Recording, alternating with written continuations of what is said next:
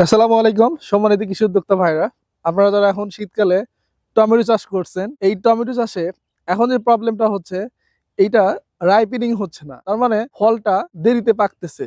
ফলটা কিন্তু ম্যাচিউরড হয়ে গেছে, তারপরেও কিন্তু ফলটা ওভাবে পাকতেছে না। তার জলযন্ত্র প্রমাণ হচ্ছে আমাদের এই যে R&D তে। আমার হাতে যে টমেটো দেখছেন, এটা ম্যাচিউরড হয়ে গেছে, খাওয়ার উপযোগী হয়েছে, বাট এটা কিন্তু কালারটা কিন্তু আসে নাই। আর এই কালার আসার জন্য একটা পদ্ধতি, এটা হচ্ছে ইথিলিন, যেটা আমার হাতে দেখতে পাচ্ছেন, ইথোফন 40%, যেটার ভিতরে ইথিলিন নামক এক ধরনের হরমোন উপস্থিত থাকার কারণে এইটা এর যে কোষ বা কলার ভিতরে দ্রুত বিভাজন ঘটায় এই ফলটাকে সম্পূর্ণ ম্যাচিউরড করে, বা এই ফলটাকে একটা নির্দিষ্ট কালারে নিয়ে আসে।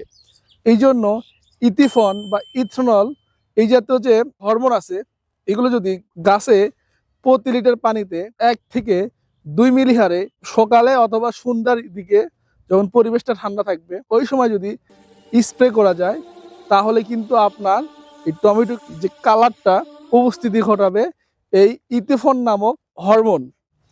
সেক্ষেত্রে লক্ষণীয়, এই ইথিফন যদি বা ইথিনল যদি স্প্রে করা যায়, তাহলে 5 থেকে 7 দিনের ভিতরে কিন্তু আপনার এই গাছে কিন্তু এই টমেটোর কালার চলে আসবে। এবং এখানে একটা লক্ষণীয় বিষয়, সেটা হলো এই যে একটা গাছে কিন্তু দেখেন কিছু ফল ম্যাচিউরড হয়েছে, আবার কিছু কিন্তু ম্যাচিউরড হয় নাই, মানে খাওয়ার উপযোগী হয় নাই। এই ইথিনলটা শুধুমাত্র যেগুলো ম্যাচিউরড হয়েছে বাট কালার আসতেছে না, এইগুলো কিন্তু শুধুমাত্র স্প্রে করা যাবে। আর আপনি যদি এগুলো ছোট গাছে যদি স্প্রে করেন, তাহলে কিন্তু এই ছোট ফলগুলো কিন্তু শক্ত হয়ে যাবে। এইটা দুইভাবে করা যায়, গাছে রাখা অবস্থাও করা যায়, অথবা হচ্ছে গাছ থেকে সংরক্ষণ করে ইথেনল দেওয়া যায়, সেক্ষেত্রে কিন্তু টিকে যাবে।